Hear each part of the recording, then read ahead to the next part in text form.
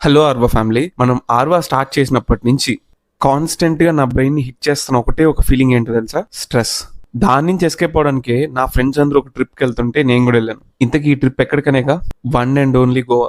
గోవా ఇదేం first time కాదు, ఇంతకు ముందు కూడా వెళ్ళాను. కాకపోతే అప్పటికి ఇప్పటికి డిఫరెన్స్ ఏంటంటే, అప్పుడు నా మైండ్ లో ఏ ఆలోచన లేదు, బట్ ఇప్పుడు నా ప్లాంట్ ఎలా రన్ అవుతుంది, మార్కెటింగ్ ఎలా జరుగుతుంది, ఇవే తిరుగుతున్నాయి. మీకు ఎప్పుడైనా లైఫ్ లో నాకు వచ్చే శాలరీ చాలు, ఇంతకు మించి నాకు ఆశ లేదు అని మీకు అనిపిస్తే ఒక్కసారి గోవాకి రండి. మీరు ఎంత ఎర్న్ చేస్తున్నా ఇది సరిపోదు అని చెప్పడానికి one and only place Goa. నాకు ఇక్కడికి వచ్చిన ప్రతిసారి అనిపిస్తుంది లైఫ్ ఇంకా బెటర్గా చేసుకోవాలి, ఇంకా హార్డ్ వర్క్ చేయాలి అని. గోవాలో ఏ బ్రాండ్ వాటర్ బాటిల్ చూసినా సరే దీన్ని ఆర్వా ఎప్పుడు రీప్లేస్ చేస్తుందో అని ఆలోచిస్తూనే ఉన్నా. ఐ డోంట్ నో ఇది అసలు జరుగుతుందో లేదో కూడా నాకు తెలియదు. జస్ట్ అలా ఒక బకెట్ లిస్ట్ లో పెట్టుకోవడం తప్పేం కాదు కదా. ఇది మాత్రం మీ అందరికీ చెప్పాలి, లైఫ్ లో ఎంజాయ్ చేయాలి, కానీ ఎంజాయ్ చేయడానికి కావాల్సినంత మనీ కూడా సంపాదించాలి.